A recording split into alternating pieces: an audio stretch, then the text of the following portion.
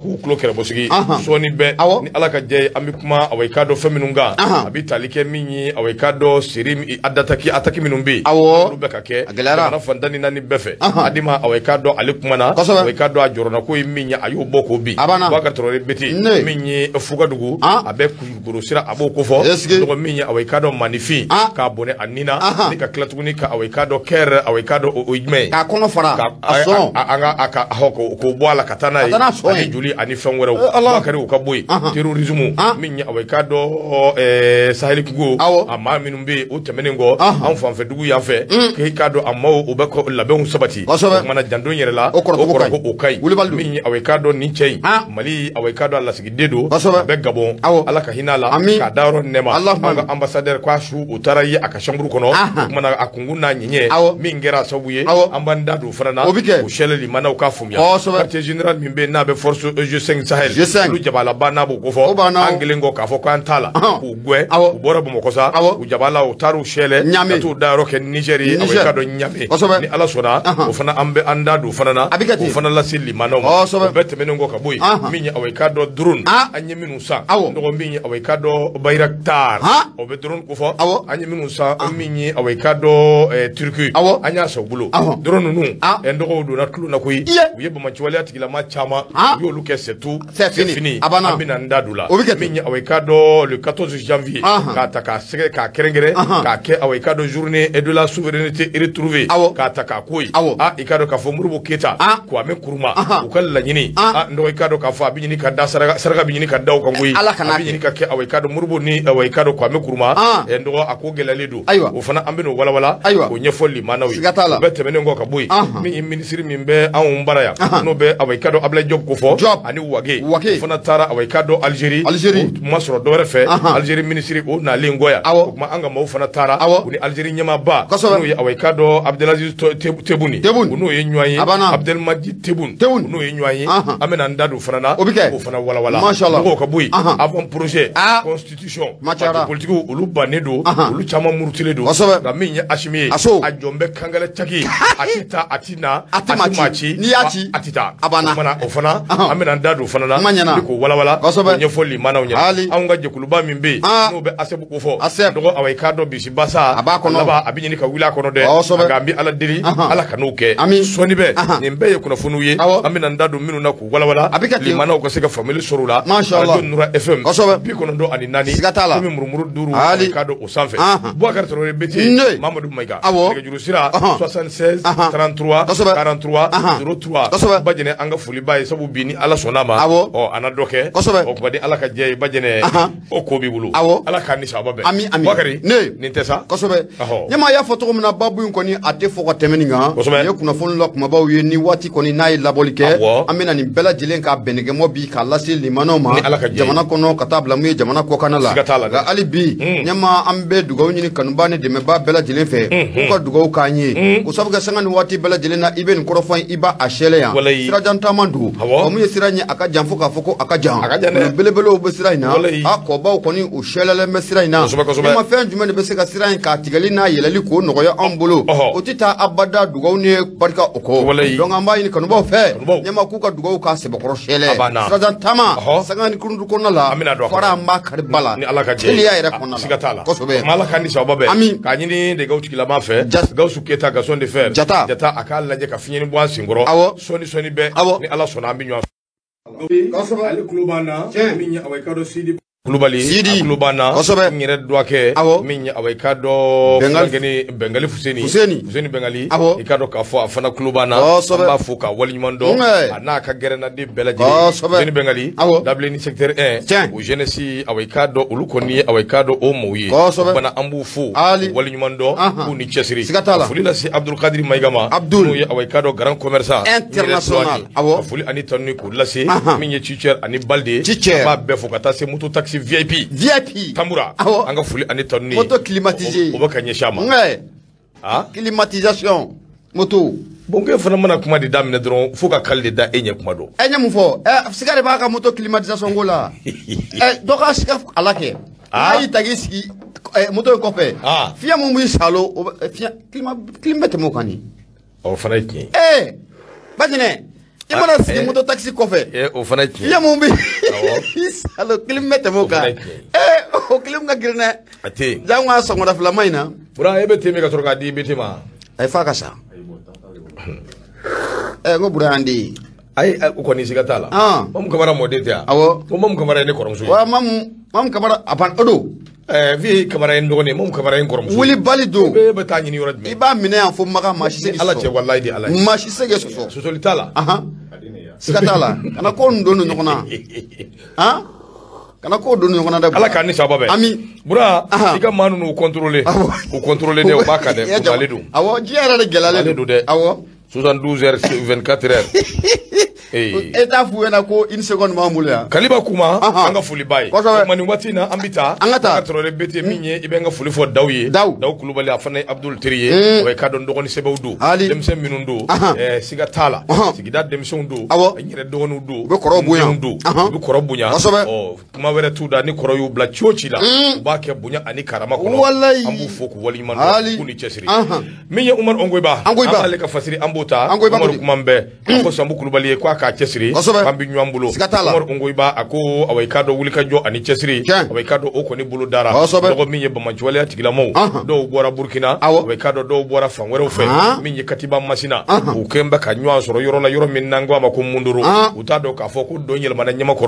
t'a dɔn k'a fɔ ko kow yɛlɛmana u bɛ bali ka bɔ min kalama takisɛ bɔra u ni sanjɛ jɔnni ka baara don min ye awa i k'a dɔn Bayraktar awa i k'a dɔn ka baara don Bayraktar n'i y'ale kofɔ i bɛ drone kofɔ drone minnu bɛ yen an ye minnu sɔrɔ ka bɔ Turki u siratigɛ la olu kɔni ye baara kɛ ko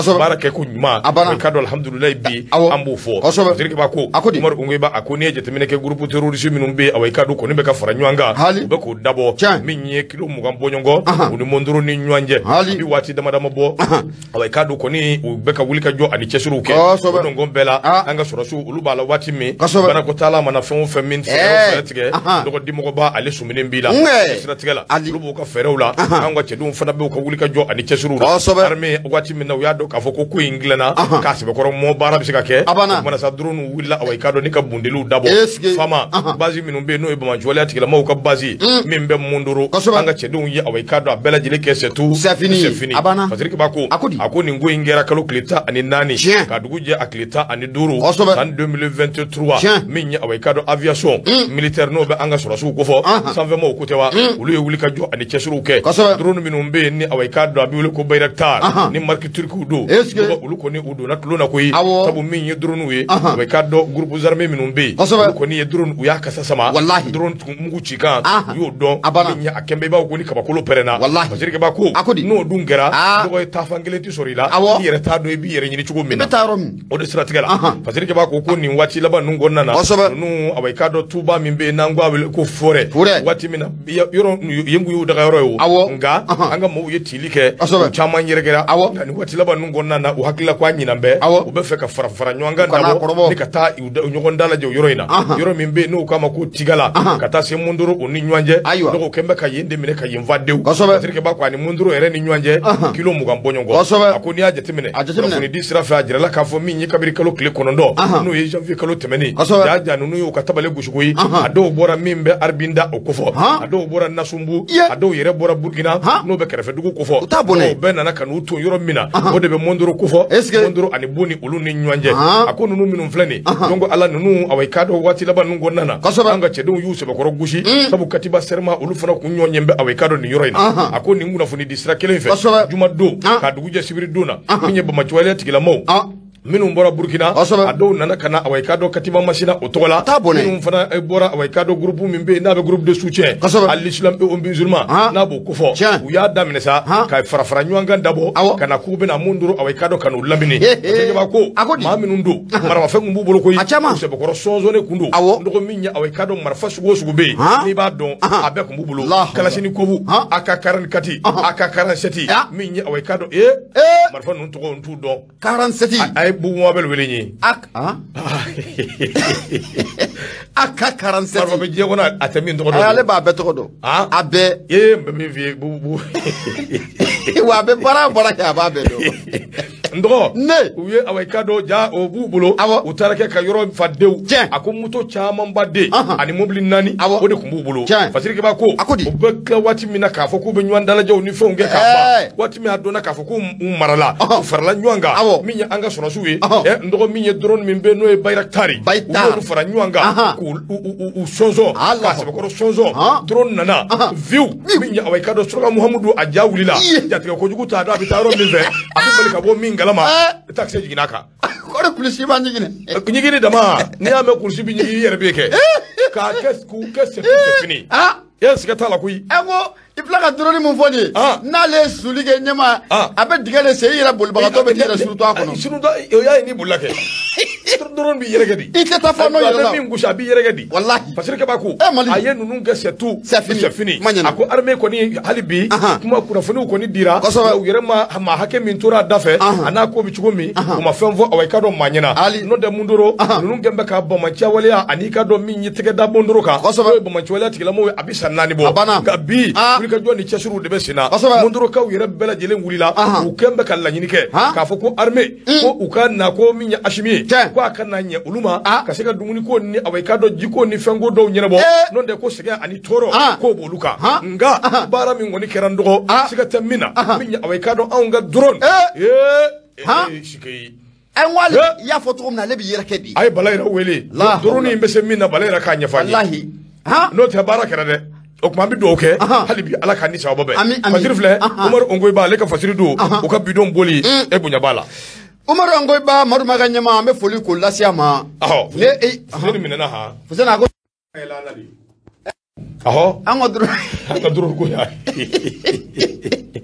bismillah ngata le pays nyama ne be mbolo do mbe boni ale bunye Sumaila Jara bamange akumara akomi ye terrorisme no ko fura ate jatiga wale keba nunu ko fowa ame do mun ko bi ko wuli ka jo ko ka sigi senga ko sabga ko mi ye jatiga wale keba nunu ye ko tiga faranga ko o dabo anga jamana aklibiyan fa o fewa munye Sumaila Jara ayira ka fa me do mun ko bi adugulente mashila ka fa ko mi ye groupe terroriste ye nyama o be kata jamana aklibiyan fa o ko ni fe abeni ngana do akun chama mbo ibado ayira ka fa ko munye mun be nu o shia ayira ko na amadon to ko shila no be jatiga wale keba nunu kufo duglade munumbe akaja anga jamana klibiyan fanfe kulukoro mara ani katabla munye kaye mara o fanfla nununa ulu ayira kafo ko munye bamanchi dobe sanga nuwati bela dilena yema ibu ma fla fla ye moto kele o sanfe ma fla be teme o kofe multi demodo ma fla wore ko obe teme moto kele o sanfe obeta faranga ka to o dabo yoro do koniko ula sabaningala ko akoy be na kafo ame dom na kom bi sigata la munye arme wulle no ko ajo ashenga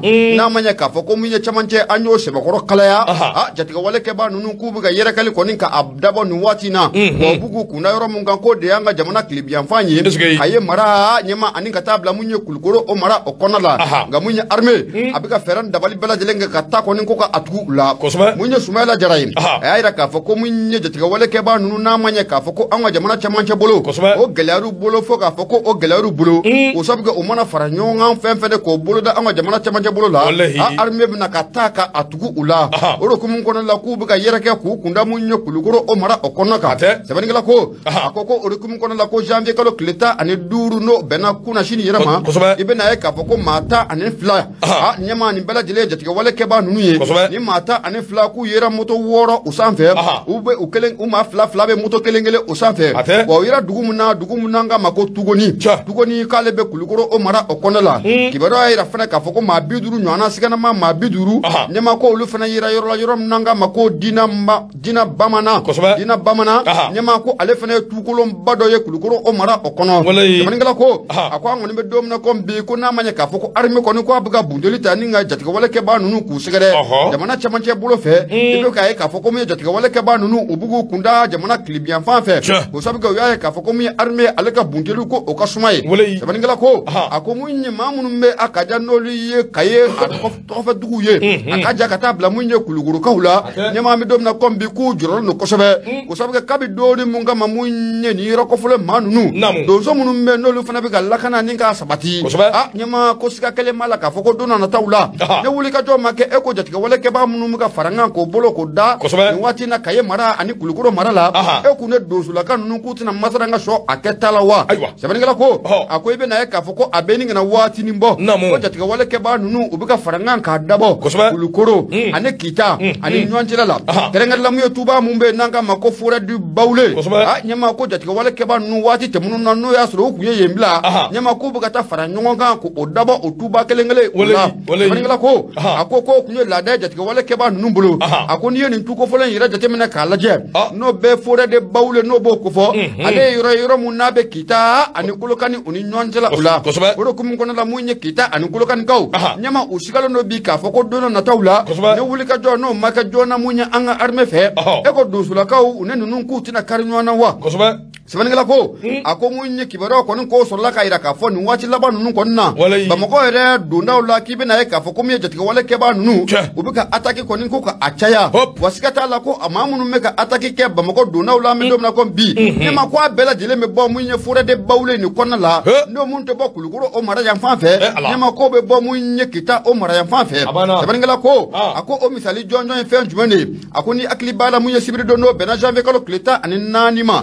ibe na ka fo ko munye bamako ale ne sibi ni nyonche sibi ale yiro muna bita gine kona kiri abo osira kan ibe na ka fo ko jatika wale ke ba nunu ye jatika wale takata manifindo ko ku segere sabani ngala ko ako ngoni me domna ko bi mali arme ko ne o wulle no kijo kerenga la munye anga keleke bulo fara mumbe nanka mako jecha de keletigi komanda muno ba kuna bi ode komanda Abdullah Wahab Kulubali komanda Abdullah Wahab Kulubali ale de be jecha de keletigi anyama yala bi nyama ale ko nyayira ka fo ko munya ale na ka chedo ngoni amidom na ko bi ubika wuli ka job bela jilene bla senga jatika wale ke ba nunu nga bara fe munye ka manifin ku baka ka manifin ku ningana ka karaba nyama ko sikatala ale na ka keleke chow ko be na jatika wale ke ba nunu ube nu ka ko ka setu fini ka ka dona na tawla aywa komana nyama ayira ka fo ka be wole bla munye dugla dem bela jilema bela jilenga feran dabali ko ke ko sabka jatika wale ke ba amana ke tuko tido dugu kono abada asra dugla dendo konen ko omuye aywa komana ya ira ka fo akwa be wole bla munye ni yoro ko fele manuma umana keskana ma made ye fenye ko ka feran dabali ko sigi senga ka arme ka lo dona amesika bundeli ta ku sikara tumna kona te kwa me domna ko bi na manye ka fo ko chabanche kono ko akala jatika wale ke ba nunu bolo nyama ku kumbu kunda munye jamana ire aklibia fafa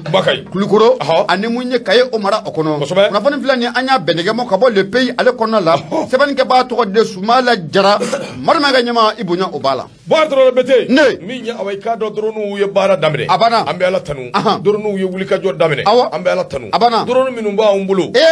nga chenye la ba dronu do koyi mati blogu tala de para fina be na kadi uka ayro tige ka bla feju uka dronu nu atei ne photo bla la ko do abiti nyini kwa mo ko kelengele ni mbo ala kwa ga terrorist na bla la ko no abiti nyini fi bi oromi nyama ko mena mun fana fiye ko ni kele ko na bana pew duro ni mun mambulo ya nyama ko abna bara munge che mun be ku bu muso tromper muso mun fana be ko ubu che tromper ko abna nyesho oluma ora fora de jamana ora fora ndo maliko ngara Yusuf Sissoko ale ka fasiri bambulo koro l'alternance Yusuf akumambe ako avijako kalo kleta ani nani asugandira ndoko kake minya awai kado journée nationale de la souveraineté retrouvée atu dunga abika nyini chugo sugu bela sabu bebe ki tafo minya awai kado ndoko ani independence umanja nywana sabu minya yere mahoroya yere soro abo bela jeli abo kufo ode strategala murbo keta ani minya baba kwa be kuruma nununga la nyini minyi kwa tinyini kake bulu ko fenye malikura ko awekado usira fa akoni ya jatemene iba ka fo min transition o nyamaw bi maraba minum be anguna bi janvier kalo kleta ani nani uyota nandarakana ka ke ko journée de la souveraineté retrouvée awekado mali tola akoni min vleni jongo ala awekado fendo femi nabi makabana gwansabu min nyemurbo keta ani kwa me kuruma uluka la nyini awekado ko ni laba kwa be awekado odungala mana sabu nunga la nyini ti dore farafina ka faranywanga akake kelenye l'Afrique doit s'unir kwa me kuruma ayo keleke omadugo mashila murbo ko ni farafina ka faranywanga malika ira mahoro ya blali ani malika lafia no debe awekado odi ale bijeni awekado fenjamai ako mana sambe dunu mena ko bi anga na nywan nege ndo minye ka jaman labo kalo awekado klita ani nani no janvier kalo ma million nani ku labo sabu minye sedia we awekado uluye nyingirita ka on segere ikaro ka foko de tako osugandi ko ke ko souveraineté retrouvée ndo abinyi ngali ku sabu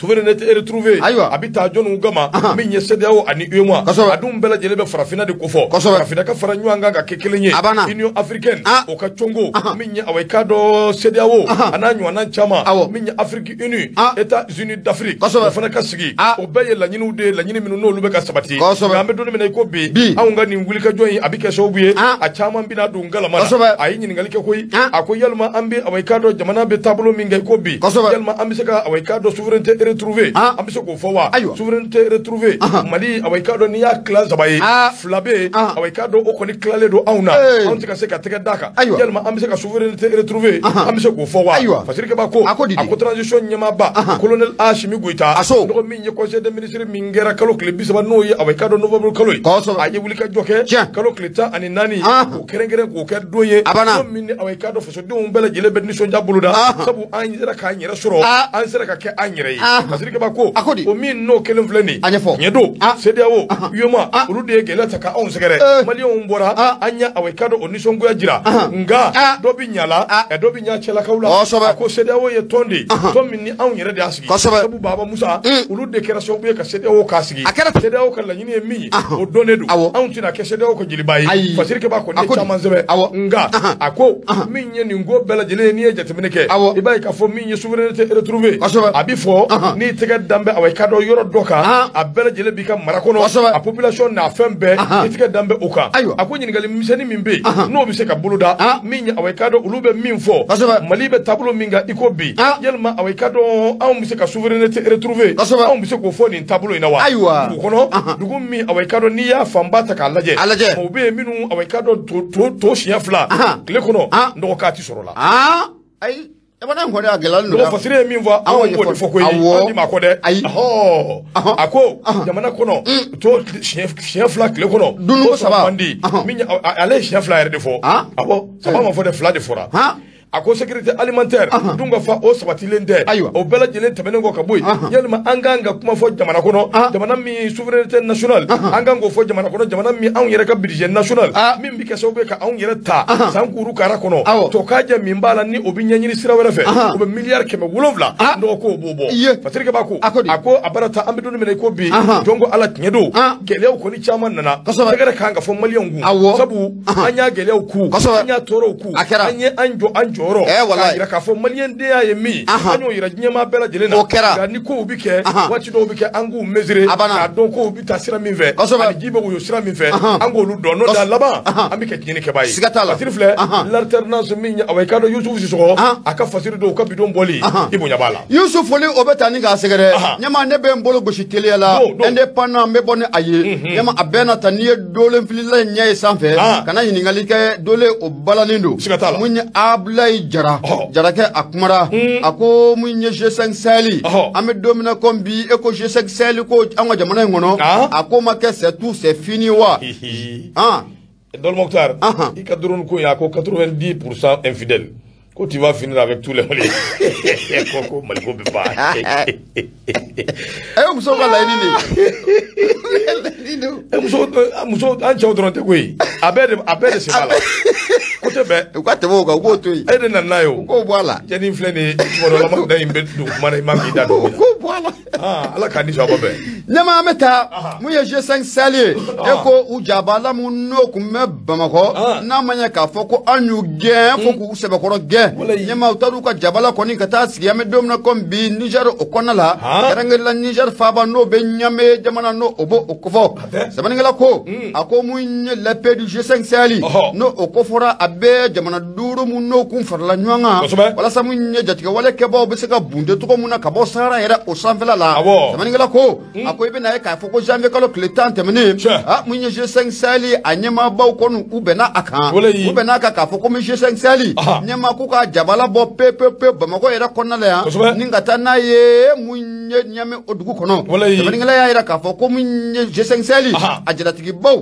k'olu le bɛnna ka mun ye Jamena o dugukolo kan n'o bɛ Tchad jamana kofɔ k'a fɔ ko mun ye G5 Sahel ko a jabala k'u ka taa mun ye Ɲamekaw fɛ sɛbɛnnikɛla ko a ko mun ye G5 Sahel ɲɛmaa siga t'a la a bɛ ni ka waati jan bɔ ni ye G5 Sahel yɛrɛ jateminɛ k'a lajɛ a sigira sen kan san 2017 o kɔnɔ kabi a sigi sen kan a jabala ye an ka jamana de n'o bɛ ba Maliba o kofɔ a ko ni hakili b'a la mun ye G5 Sahel ɲɛmaa u jabala fɔlɔ k'o taara bɛn sevarikaw ma u ka sɔrɔ k'u banɛgɛmɔ ka n'u da mun ye Bamakɔ yɛrɛ o faaba o kɔnɔ sɛbɛnnikɛla ko a ko mun ye G5 Sahel ye ko a sigira kun mun kama ɲɛmaa a yira k'a fɔ ko mun ye laɲini ko o ma kɛ sɔrɔ fɛn ye a kɛra sababu ye ni ka na ni gɛlɛya caman ye G5 Sahel ani maa minnu bɛ ka jamana in mara bi a kɛra sababu ye ka na ni gɛlɛya caman ye u ni ɲɔgɔn cɛla la sɛbɛnnikɛla ko a ko gɛlɛya yɛrɛ banba yɛrɛ ko o sɔrɔla yɔrɔ jumɛn a ko ni hakili b'a la mun ye G5 Sahel mun na a bɛ kofɔra tan mai kalo san 2022 o kɔnɔ a kun yera k'a fɔ ko mun ye G5 Sahel ko a ɲɛmaayaba kan ka taga di malidenw ma ɲɛmaa donni kama maa minnu bɛ ka G5 Sahel mara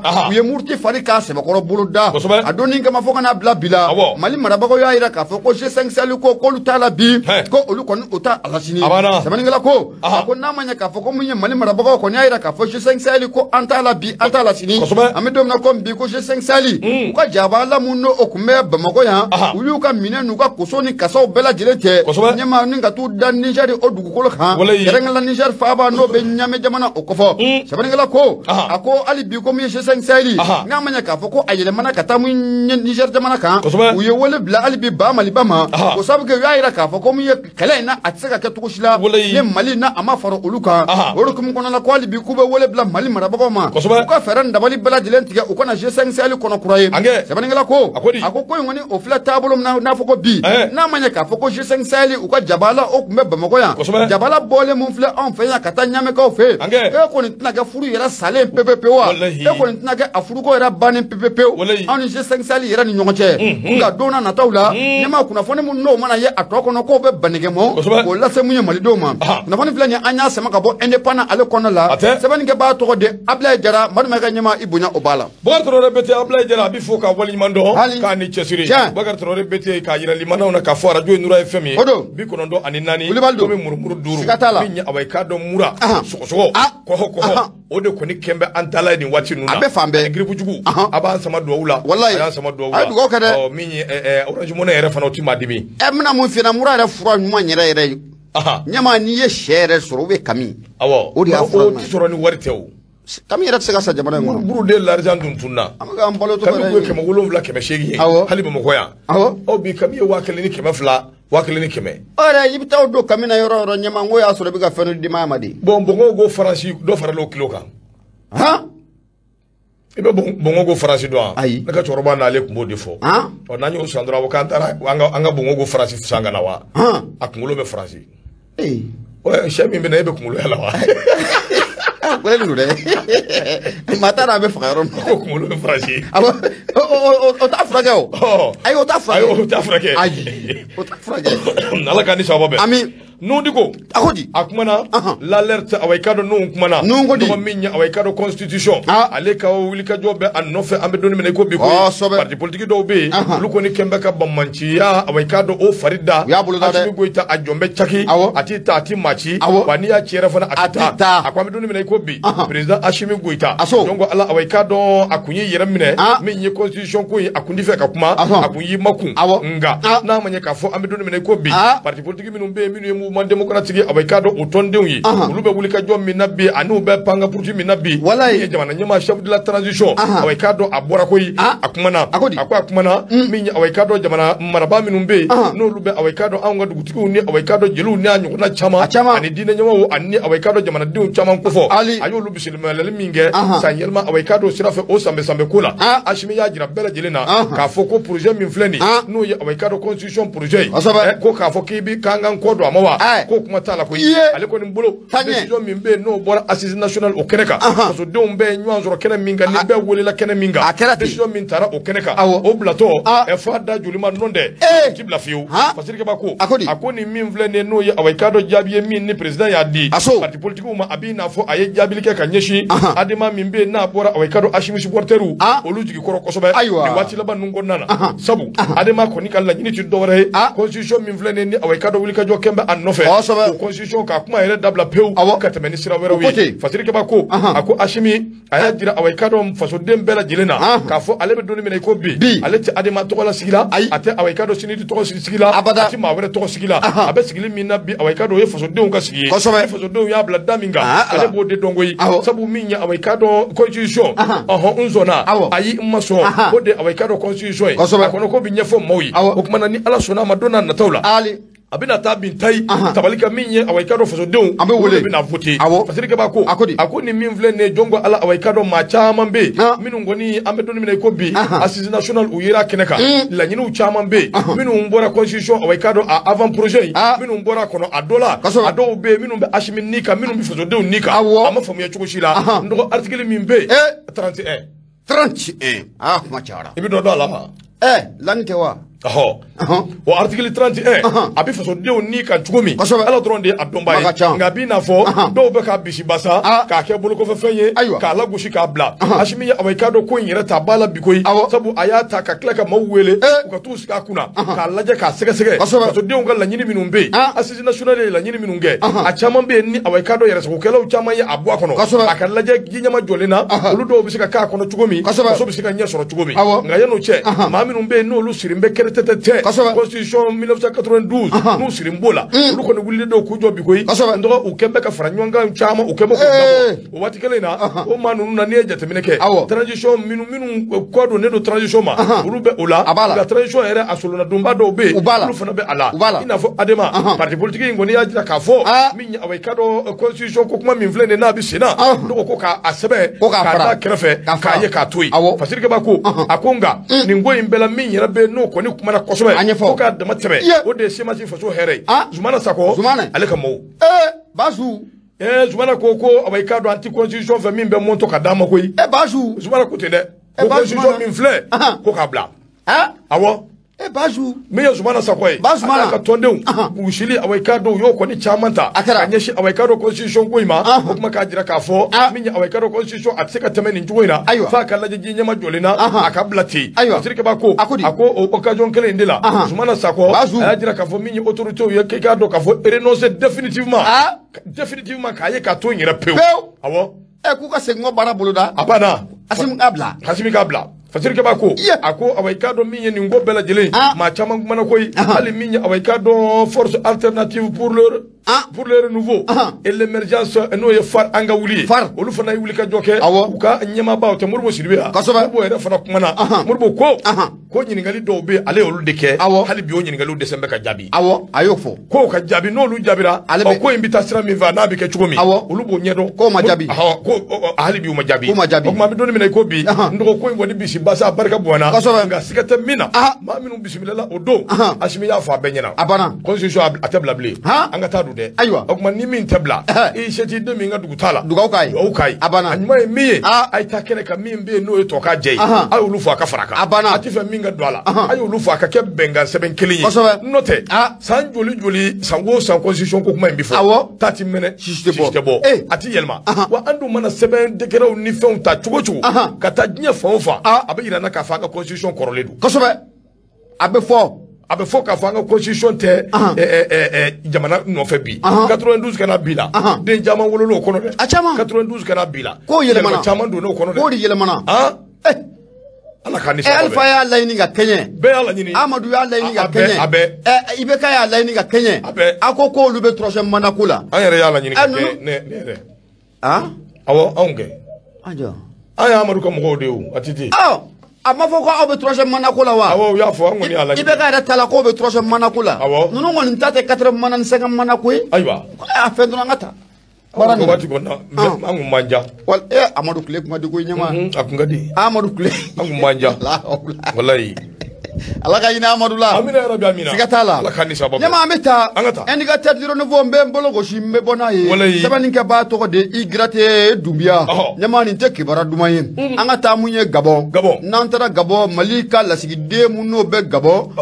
Ɲɛma Dankɔrɔba in ko a su kɔni ko a taara ye a ka so kɔnɔ. Fɛn jumɛn de kɛra sababu ye Mali ka lasigiden mun n'a sigiyɔrɔ bɛnnen bɛ Gabon kɔnɔna ma. Ɲɛma ni ka a fatu. Sɛbɛnnikɛla ko a ko mun ye Mali ka lasigiden mun n'a bɛ Gabon. An k'a ma ko Mahamadou Maju Berté. Mahamadou Maju Berté. A ɲɛma janvier kalo tile 14 san 2023. Dankɔrɔba in kɔni a fure taara ye a yɛrɛ ka so kɔnɔna la. A ko n'i y'a jateminɛ k'a lajɛ. Mahamadou Maju Berté a ye baara yɛrɛ daminɛ ɲɛma Gabon ambassade kɔnɔna la k'a ma tɛmɛ kalo 4 ɲɔgɔnna o kan. Ka siga t'a la don n'a nataw la ko Dankɔrɔba in kɔni e ko a fure tɛna Bamakɔ duwaku in kɔnɔ wa. Nka mun ye Igrata Dunbiya ye a y'a jira k'a fɔ ko u ye kibaruya sɔrɔ ka bɔ mun ye communauté malienne au Gabon n'an k'a ma ko Komanga k'u ye kibaruya sɔrɔ ka bɔ o maa dɔ yɔrɔ o kɔni y'a jira k'a fɔ ko ni maa kɔfɔlen kɔni ko siga t'a la ko a fure kɔni ko o dalen bɛ mun ye yɔrɔ mun bɛ yen n'an k'a ma ko Ankada Ankada ko ale yɛrɛ yɔrɔ ye yɔrɔ mun n'a ni Gabon yɛrɛ faaba ko o ma bon ja kosɛbɛ sɛbɛnnikɛla ko a ko fɛn jumɛn de kɛra sababu ye ka nin cɛ kɔfɔlen n'o bɛ Mahamadou Maju Berté ni ka a faga tan sɛbɛnnikɛla ko a ko i bɛna ye k'a fɔ ko hali n'o y'a sɔrɔ ko dalu jɔnjɔn kɔni ko o ma sɔrɔ fɔlɔ ka ɲɛsin mun ye Mahamadou Maju a ka nin fatuli ma nka kibaruya y'a jira k'a fɔ i n'a fɔ u ye kibaruya sɔrɔ ka bɔ Komanga maaw dɔw yɔrɔ olu ko Mahamadou Maju Berté maakundo ɲɛma ko mun ye jabɛti o kun b'a la maa do mun ye tension o kun b'a la a b'i n'a fɔ ko mun ye Mahamadou Maju ko kirisi de y'a attaqué koyi kirisi cardiaque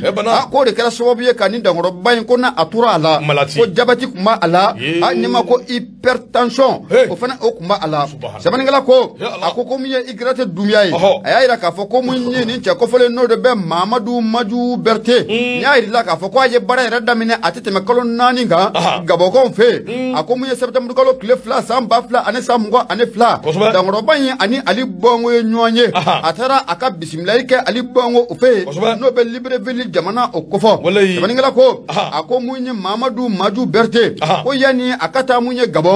Mali ka lasigiso mun n'o tun bɛ Belgique kaw fɛ san 2019 ka n'a bila 2022 la ko a ye baara caman kɔni ko a ye o kɛ sɛbɛnnikɛla ko a ko ɲɛma Gabon bɛ ka maaw kamana gan o sabu kɛ hakilila jiginna ko waati tɛmɛnenw na ko mun ye Brésilikaw ka lasigiden dɔ fana tun bɛ Gabonkaw fɛ an ko maa min ma ko José Marcos Nogueira José Marcos Nogueira Viana ɲɛma ko ale fana fatura nin fatu tɔgɔ la mun ye Gabon o dugukolo o sanfɛ hali n'o y'a sɔrɔ a dɔnni kama ministre mun n'o bɛ Gabon ni jamana wɛrɛ kɔɲɔw ɲɛnabɔ ale kɔni y'a jira k'a fɔ ko o cɛ kɔfɔlen fana ko kirisi cardiaque ko o kɛra o sata ye mun ye Igrate Dunbiya ye a kɔni y'a jira k'a fɔ ko don n'a nataw la kɛrɛnkɛrɛnnenya duwaku in kɔnɔna la an ka Dankɔrɔba in sa n'o de bɛ Mahamadou Maju Berté a fure kɔni nana Bamakɔ an bɛ dugawu don Ala ka hinɛ a la ɲɛma Ala ka fara mun ye silamɛsiw kan nafolo filɛ nin ye an y'a bɛn nɛgɛmɔ ka bɔ indicateur du renouveau ale kɔnɔna la sɛbɛnnikɛbaa tɔgɔ de Igrate Dunbiya Madu ma ka ɲɛma i bonya o b'a la Ala k'anw yɛrɛ ɲɛ k'an t'a don kɔnɔ ami o tɛ bɛɛ sigilen bɛ k'a don ma kɔnɔ ndɔgɔ Awaye Kado hali bi fasiriw bɛ an bolo kɔrɔ an ka taa sugu la min ye Awaye Kado fasiri Awaye Kado an b'a ta min ye fasiri ye n b'a bɔ sɛbɛn kɔnɔ sɛbɛn min n'an k'a ma ko Awaye Kado Nouvelle Horizon ale kuma n bɛɛ wa ni n tilala labɛnw sabati a bɛ sa Nouvelle Horizon Awaye Kado Fatoumata Boba Dunbiya Fatoumata Boba Dunbiya ale de kuma n bɛɛ nɔgɔ min ye Awaye Kado ministre min bɛ yen n'o bɛ Mali tɔgɔla ministre kofɔ maa 2 don Mali ani jamana wɛrɛ ko ɲɛnabɔ ministre n'o bɛ Ablaye Diop kofɔ ale ni a jɛɲɔgɔn bɛn ani kelenya min bɛ se ka sinsin maliyɛnw ni ɲɔgɔn cɛ ɲɔgɔn dɛmɛ ani accord d'Alger o bɛ se ka bila ba la cogo min n'o ye colonel major Ismaïla Wage ye ninnu dimanche don kalo tile 15 san 2022 dɔgɔw tun bɛ Algérie cidenw don u taara ni ci min ye Awaye Kado o ye belebele yɛrɛ ka ci ye n'o ye Ndouama ye colonel Assimi Goïta i tɔgɔma don tuguni Assimiya e m'a fɔ ko i tɔgɔma tɛ bilen gɛlɛya de mana don maa ma kuma dɔ e t'a dɔn i bɛ min fɔ o de b'a kɛ dun ka gɛlɛya ma ban a ma ban nga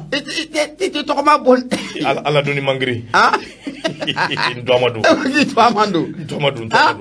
asibu flene ala kabako dogoy ntomadu ashimi ntomaye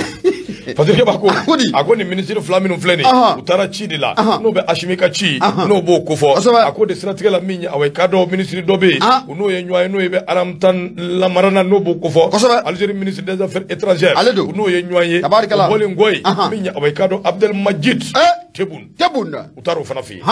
ni ngoy bela jele masro do refe ministre minya aramtan la marana en fait janvier kalo klita en 2022 ale nale awe kado kofe on ni ministre flanu utara ni ministre flatale Algérie ministre ale ko ni ya jira ka fo ko yin awe kado nyoye adabo ku yin minya awe kado jamana fla anga intérêt mais minya awe kado aklima bebe kuluku jamana don fugay abana ko yimbe chukomi abina fo accord d'Alger ko ani Mali yere ni Algérie ni nyanje akoko ni asinji chuko o de pekal lanyini ni sirafe ma uka fomya Fatoumata Bouba Doumbia ni aka fasiriye uka bidon boli ibunya bala gausu keta gaso de fer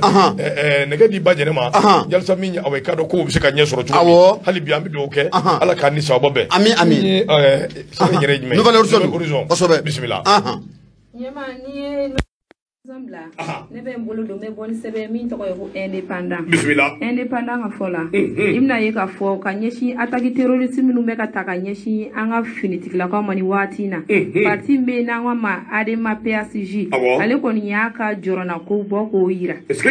parti adema PACJ uyo communiqué bokunu communiqué min kona na adema ya yira ka fo ka a jorole no kosebe kanyeshi ataki minu meka takanga finitik la ka segere ni watina fo ka ta se population civile yerema adema ka communiqué kono imna ye ka fo ko adema ko ni yeni ataki condamné kosebe ataki min kera sababu ye ka manifiu ka nga tentigila ka bone unina fo ka ta se anga bolfon chama chieni ma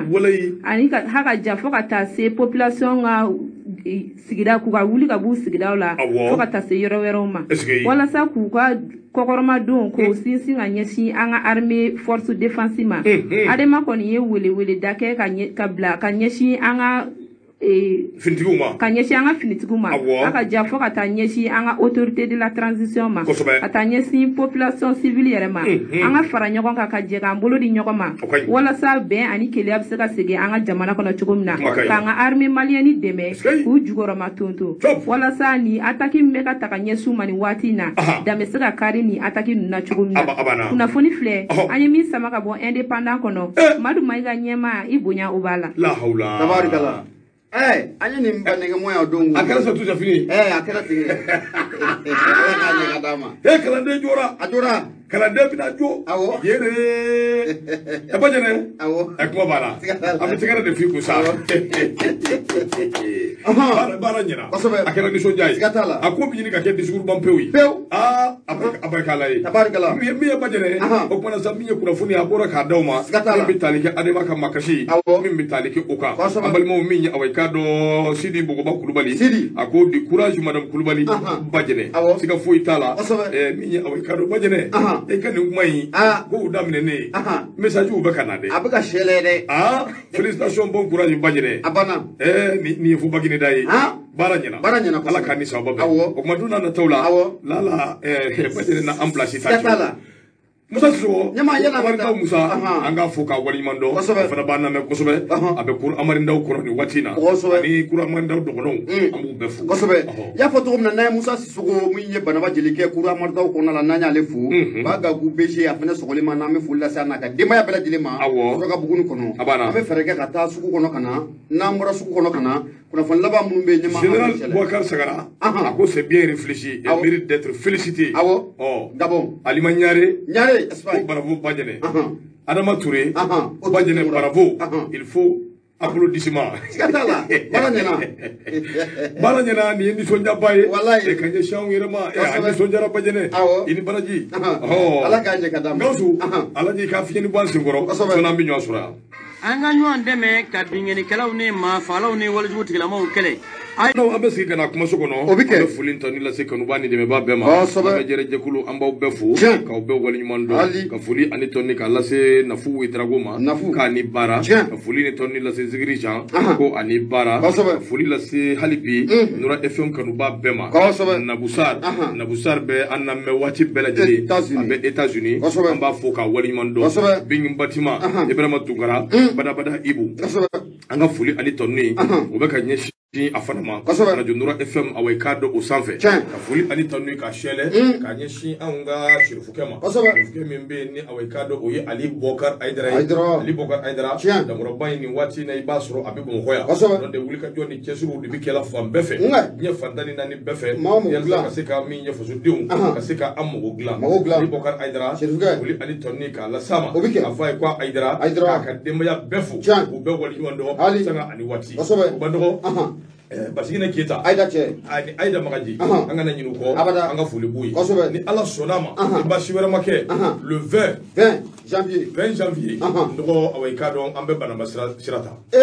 awɔ an bɛ taa Banaba maakɔrɔ Ala ka hinɛ a la Banu Magaji Bernard Tapi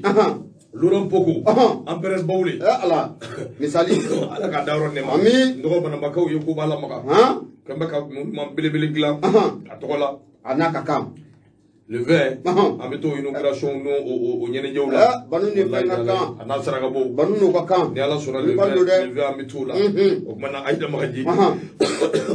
minnu bɛ ka labɛnw kɛ minnu y'a hakililaw sɔrɔ Ala k'an bɛɛ sara bɛɛ sara i dinɛ ni Banu ni ka kan a n'a ka kan dɛ wallahi n terikɛ an kɔni anw ka histoire la Banu ko tɛ se ka fɔ ka s'a dan na Banu ye fɛn fɛn sɔrɔ ɲɛma a bɛɛ lajɛlen taara Kulukoro ni Maliko da fɛ wallahi de Ala ye siga t'a la ani Manifinw wallahi de Ala ye Ala ka hinɛ a la minnu bɔra a la Ala k'u yɛrɛ kɛ o cogo la ami an ka tɛmɛ ni fasigi siga t'a la ɲɛma ne bɛ n bolo maa kari don teliya la de Bamako n bɛ bɔ ni a ye Yusufu Konate kɛ a kumara ɲɛma a bɛɛ na ta ni koko n'a a pɛrɛnna basaw bɛ don ka t'i da a kɔnɔ a ko k'an ka na mun ye ASEP o kɔnɔ ASEP n'o o ko fɔra association des éditeurs de la presse privée k'e yɛrɛ ye fasiri sɛbɛnbaa minnu bɛ yen a ɲɛma ni an yɛrɛ b'o jɛrɛjɛkulu kɔnɔna la sabu kɛ an yɛrɛ ka kunnafoni di sɛbɛn bɛ an ko min ma ko potentiel ɲɛma ko gɛlɛya kɔni ko o dugu jɛra ASEP o kɔnɔ dɛ n'a ma ɲɛ k'a fɔ ko gɛlɛya ko o dugu jɛra sɛbɛnnikɛla y'a jira k'a fɔ ko mun ye ASEP a kɔnɔna bilama a dogolen tɛ maa si la k'a jira k'a fɔ ko mun ye duwakun laban in na a ko bureau transport dɔ kɔni ko o sigira mun ye ASEP o tɔgɔ la bureau in sigili fo ka n'a bila bila ŋunuŋunu kuma kɔni ko a sɛbɛkɔrɔ cayara sɛbɛnnikɛla ko a ko mun ye secrétaire général de l'association des éditeurs de la presse privée ale kɔni y'a jira k'a fɔ ko mun ye bureau transport dɔ kɔni ko o sigira sen kan bureau transport in sigikun tɛ sen kan dɔwɛrɛ ka na mun ye ɲaami yɛrɛ don kow la koyi k'u nakun de ye ka na ɲaami don kow la o ye secrétaire général mun n'ale bɛ association des éditeurs de la presse privée kunna n'o de ye Ousmane Balo ye ale kɔni Ousmane Balo Ousmane Daw kɔni y'a jira k'a fɔ ko mun ye nin ɲaamine donnen kow la k'u bɛ fɛ ka kow bɛɛ la k'a ɲaamine sɛbɛnnikɛla ko a ko n'i ye bureau transport in jateminɛ k'a lajɛ a ɲɛma ko a kuma ko a sɛbɛkɔrɔ cayara o sabu kɛ maa minnu kɛra sababu ye ka bureau transport in sigi sen kan u kɛlen bɛ ka jalaki caman de ta ni ka bureau yɛrɛ kɔni ni ka a sɛgɛrɛ o jalaki kumabaw la ko mun ye dɛmɛ mun n'a bɛ ta ka ɲɛsin kunnafonidilaw ma ɲɛma o dɛmɛ ko a ɲaaminen don a bɛ ni kana san caman bɔ wa maa mun fana bɛ yen n'o bɛ bureau ɲɛmaaya la ɲɛma ko a kɛlen bɛ ka ko k'u k'a kɛ yɛrɛ ko ye o de kun kɔnɔ la k'i bɛna ye k'a fɔ ko gɛlɛya kɔni ko a donna bureau in kɔnɔ la sɛbɛnnikɛla ko n'a ma ɲɛ k'a fɔ ko bureau transport kɔni ko o sigira sen kan bureau mun n'o o bɛ ka baara yɛrɛ kɛ sa bureau mun n'o o lakodɔnnen don kosɛbɛ ɲɛma olu fana bɔra u ye kunnafoni ni k'a bɔ ka bin tɛ cari janvier kalo tile 14 san 2023 u y'a jira k'a fɔ ko olu kɔni ɲɔgɔn ye kɛ mun ye siège yɛrɛ kɔnɔna la ɲɔgɔn ye in kɔfɛ k'u bɛɛ lajɛlen k'u taara so olu bɛ bali fɛn mun na k'u balila k'a ye bɔlɔlɔsiraw fɛ k'a jira k'a fɔ ko mun ye bureau transport dɔ kɔni ko o sigira sen kan o de kun kɔnɔna la u y'a laɲini k'a fɔ k'an kɔni bɛ don min na ko bi bureau mun n'o kun bɛ sen kan k'a fɔ k'olu ka bureau cira wa ɲɛma k'u tɛna jɛn n'a ye bi k'u tɛna jɛn n'a ye sini k'u ka tɔnden bɛɛ lajɛlen faralen ka to ɲɔgɔn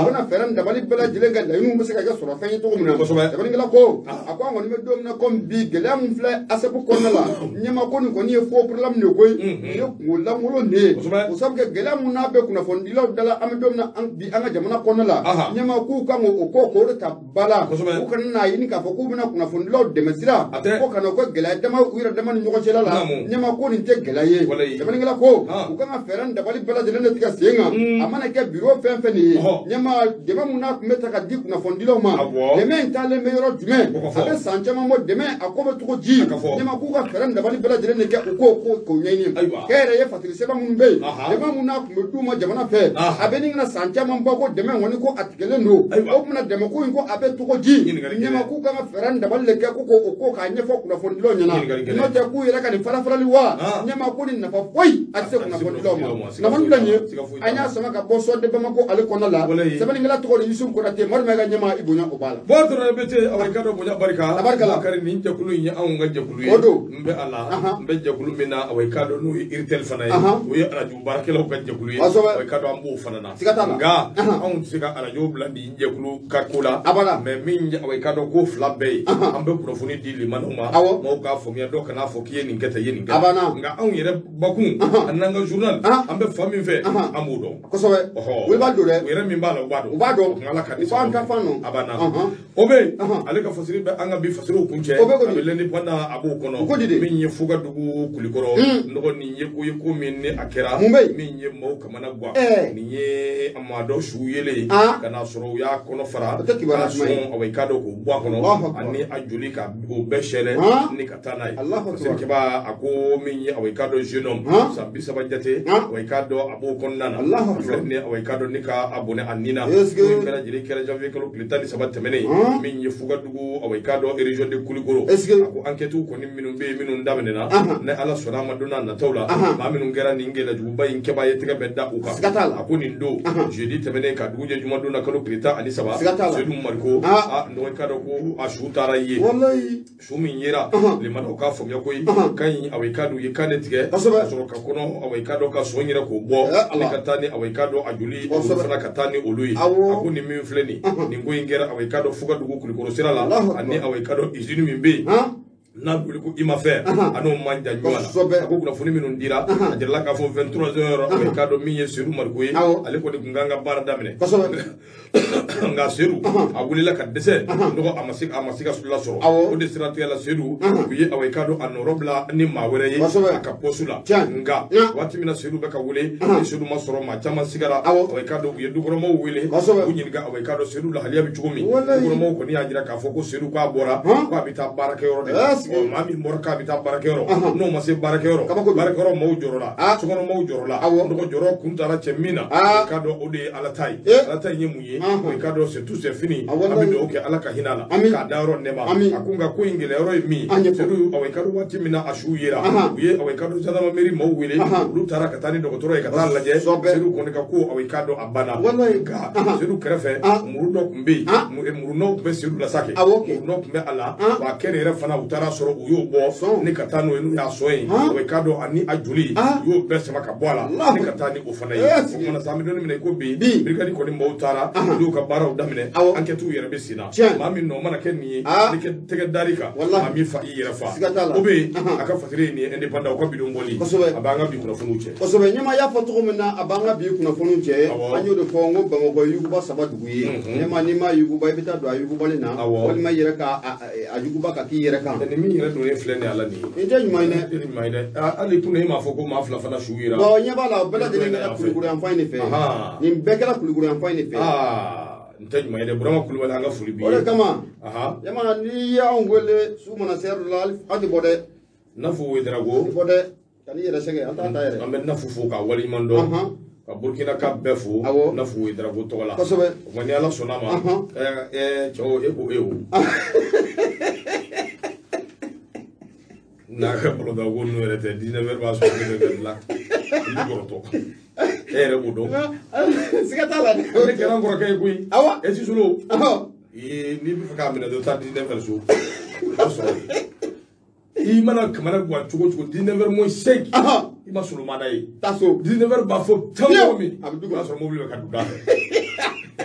ala ka ni sa waati na sa an bɛ kanuba dɛmɛ ba bɛɛ fo ala mɛ jɛrɛ jɛkulu bɛɛ lajɛlen fo ka yirula k'a fɔ min ye awɛ ka don bɔra ka jɛmukan min lamɛn o ye Nura FM ka gafe mɔgɔ bɛ an na u bɛ se ka nɛgɛjuru ci 76 33 43 03 ala sɔnna ma an bɛ ɲɔgɔn sɔrɔ kosɛbɛ mana WhatsApp y'o ye Orange Money y'o ye n'a ɲɔgɔnna caman o kuma hali bi ka weleda kɛ awɛ ka don Nura kanubaw ma ko hakili to u ka carte ko la o bɛ fisaya kosɛbɛ fan dɔ fɛ an bɛ foli lase awɛ ka dɔ an bɛ mariko ma ka foli ani tanuni k'a lase an ka dɔgɔnɔden ma ina arama an b'a fo ka waleɲuman dɔn sanga ani waati k'a ni baara an bɛ foli ani tanuni lase